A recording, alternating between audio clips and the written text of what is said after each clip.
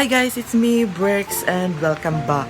So, ayan guys, for today's video, hindi ito vlog, but a video na I just want to share dahil sobrang happy ko kasi because of my campaign na hashtag piso para sa laptop, and I just want to share my story about it and to inspire everyone, to inspire students who are struggling about online classes. So, before tayo mag-go deep sa ating video today, so please don't forget to click the subscribe button at yung katabi niyang notification bell para ma-update ka whenever I upload a video.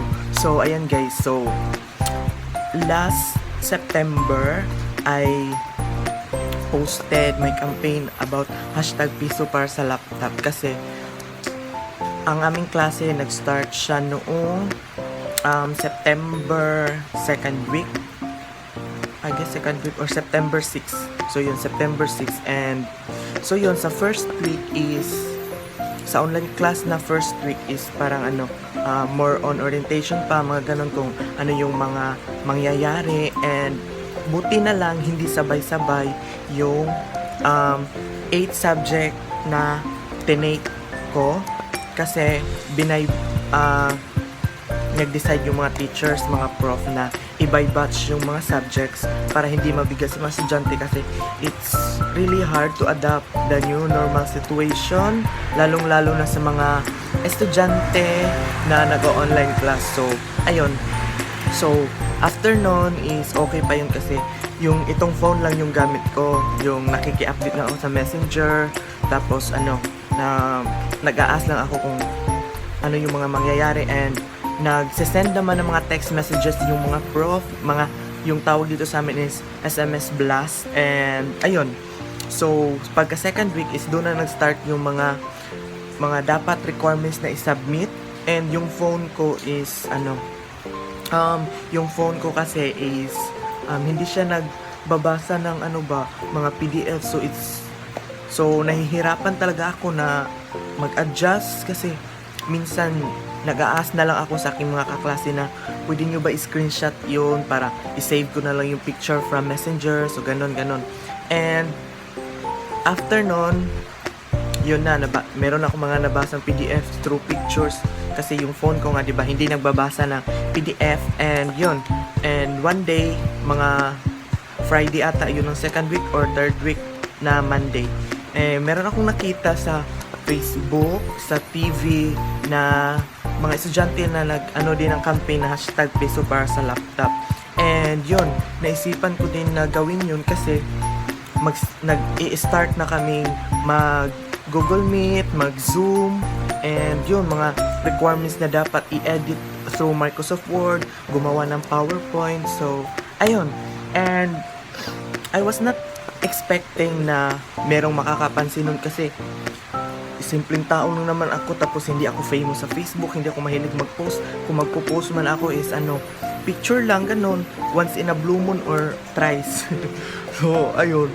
So, ayun, nag-post ako, and I'm so happy kasi maraming nag-share, yung mga kaklase ko. Thank you so much. So, this video is also thank you video na rin sa mga lahat ng mga tumulong. So, ayun, nag-share yung mga classmates ko, pinost ko siya sa Facebook, and so far, after pinost ko is maraming nag-send. So, nag-send sa GCash, so ganun, nagtanong kung may ibang paraan. So, ayun, I just want to say thank you pala sa lahat ng mga nag-donate, small amount man hanggang sa pinakamalaking amount. Thank you so much po, lalong-lalo na sa mga tumulong talaga sa akin, and sa mga co-IITians and sa mga alumni sa MSU IIT. Thank you so much. And ayun, dahil po sa inyo, nakabili po ako ng laptop today. Hindi today, nakabili ako ng laptop after 1 week. So ayun, nakabili ako ng laptop after 1 week na pag-post ko ng campaign ko ng hashtag piso para sa laptop. And ayan guys, sobrang happy ko kasi after 1 week nakalikom ako ng 15,120 plus something. And ayun, nakabili ako ng laptop and yung mga requirements ko is nagawa ko na siya. And thank you so much po talaga sa lahat ng mga tumulong, sa mga teachers ko dati, sa mga kaklase ko, sa mga friends ko. Hindi ko mami-mention kayong lahat, pero thank you so much po talaga. And thank you din kay Lord na ginawa instrumento yung mga taong gustong tumulong sa akin, and also sa lahat-lahat ng mga nagdasal and sa mga tumulong. So thank you so much.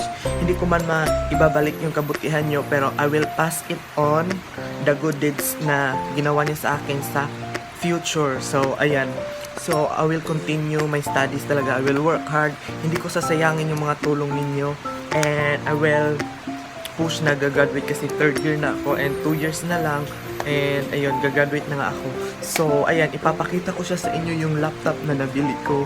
So ayun, papakita ko na siya sa inyo guys. And ayan, so as you can see, inon ko yung ilaw and time check, it's already 4 PM pa lang dito. And umuulan kasi guys, oh tignan nyo, umuulan siya, diba? So ayan, ipapakita ko sa inyo yung laptop na nabili ko. So by the way guys, yung laptop na binili ko is Japan surplus, and okay naman yung quality niya. He do his job as a laptop. Nakakapag-send na ako ng mga requirements, na-update ako sa mga email, and also nakakapag-edit na ako doon ng mga mga words, ganon, mga pictures. And also malaking tulong din yun kasi meron ako mga na-stock na video sa YouTube noong before pa nag-quarantine, and yung phone ko is malapit na mag-full storage, so nilipat ko na siya sa laptop, and sobrang malaking tulong nun. And yun, nakakapag-upload na rin ako ng video sa YouTube. Sobrang salamat kasi hindi lang sa pag-aaral ko nagamit ito, pati na rin sa aking passion as a YouTuber. So ayan, it's been 6 months hindi ako nakapag-upload ng video since February or March. So ayun, maraming salamat po talaga sa mga nag-donate. So papakita ko na sa inyo yung laptop na nabili ko, and yun. Ayan. And ngayon nanonood lang ako ng YouTube kasi kakatapos ko lang mag-send ng mga requirements and ganun. Sobrang malaking tulong nito, and minsan ina-update ko yung my IIP ko, yung website. Ayan, dito ko sinisend yun, diba? So ayan, ito yung my IIP namin. Dito kami na-update sa mga ganap sa school. So ayun, and ito yung laptop guys. Hindi ko alam kung ano mga processor nito, pero maganda naman siya, sobrang smooth. And ayan, and ang ginagamit ko pala dito is hotspot lang sa aking phone. So ayan, ito na siya yung laptop. Hindi ko alam kung makikita niyo ba kasi sobrang dilim dito sa loob ng bahay. So ayan. So ayun guys, yun yung nabili kong laptop. Hindi ko alam kung makikita nyo ba, or kasi sobrang dilim dito sa loob ng bahay kasi nga makulimlim kasi umuulan. So mag-i-insert na lang ako ng picture dito ng laptop na binili ko. So yung picture din ng campaign ko, so dito ko ilagay. Ayan. So ayun, yun ang aking laptop. I just want to say again na sobrang salamat sa lahat ng mga nag-donate and sa mga tumulong financially and sa mga nagdasal. So yun, and patuloy lang tayo sa mga lumalaban, and sa mga nag-i-struggle din na mag-online class. Wala namang masamang humingi ng tulong sa kapwa. Kung merong magbibigay, okay. Kung wala, okay lang din. And sobrang malaking tulong na yung pag-share, pagpe-pray sa inyo. So ayun, laban lang, and wag lang tayo mawala ng pag-asa. So ayan, makakaahon din tayo guys. So ayan, so dito ko na ang aking video. Thank you so much for watching.